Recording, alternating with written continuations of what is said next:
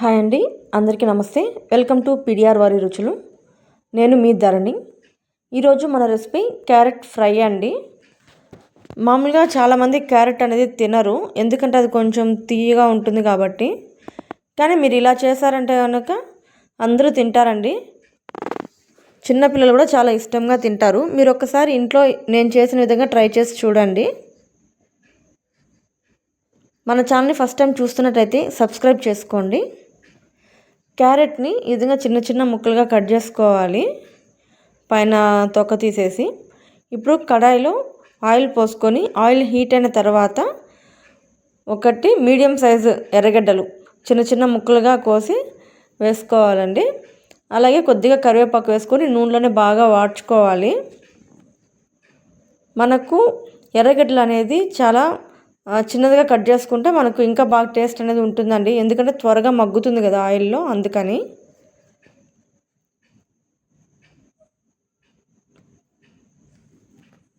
చూసారు కదండి, ఇదిగా కొంచెం బ్రౌన్ కలర్లోకి రావాలి. ఇప్పుడు మనము ముందుగా తరిగి పెట్టుకున్న క్యారెట్ ముక్కలు వేసుకొని బాగా ఫ్రై చేసుకోవాలండి. క్యారెట్ ముక్కలు కూడా ఆయిల్లోనే ఫ్రై అవ్వాలండి, మెత్తగా రావాలి. మనము ఇందులో వాటర్ ఏమి యాడ్ చేయడం లేదు, ఆయిల్లోనే బాగా ఫ్రై చేసుకుంటున్నాము. మనము ఒక 2 నిమిషాలకి బాగా మధ్య మధ్యలో కలుపుతూ ఉండాలండి. అప్పుడే మనకు అడుగంటుకోకుండా బాగుంటుంది, లేకపోతే అడుగంటేస్తుందండి.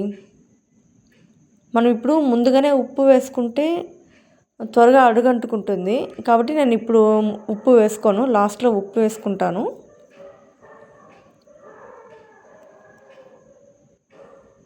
కొద్దిసేపు నేను మూత పెట్టి ఒక 3 నిమిషాల వరకు ఉడకనిస్తాను.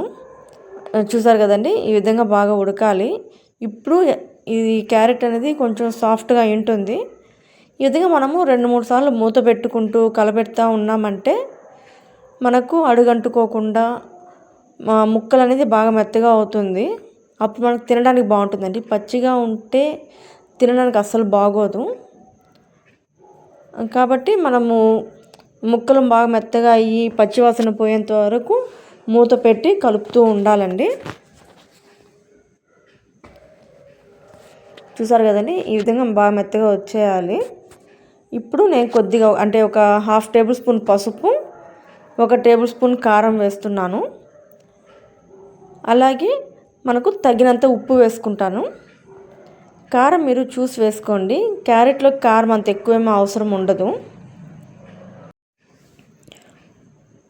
ఇప్పుడు అడుగంటుకోకుండా కలుపుతూ ఉండాలండి, ఎందుకంటే మనం ఇప్పుడు కారం ఉప్పు వేసాం కాబట్టి మనకు అడుగంటు వస్తుంది. కలపకుండా అలానే వదిలేసినామంటే ఈ విధంగా మనం మధ్య మధ్యలో కలుపుతూ ఉండాలండి.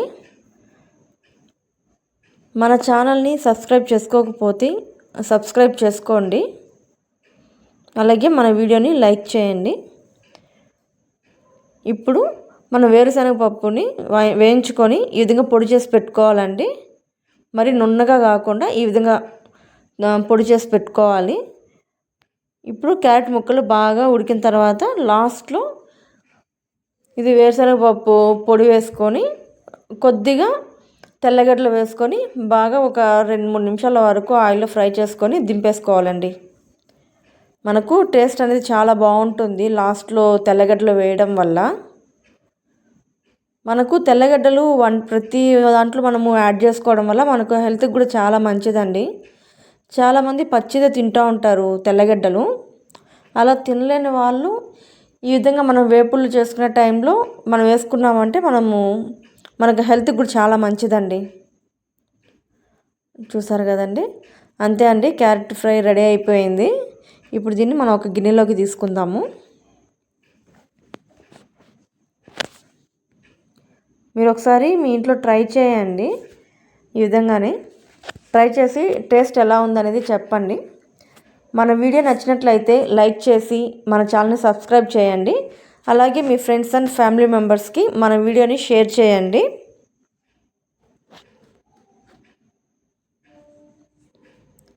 Thank you.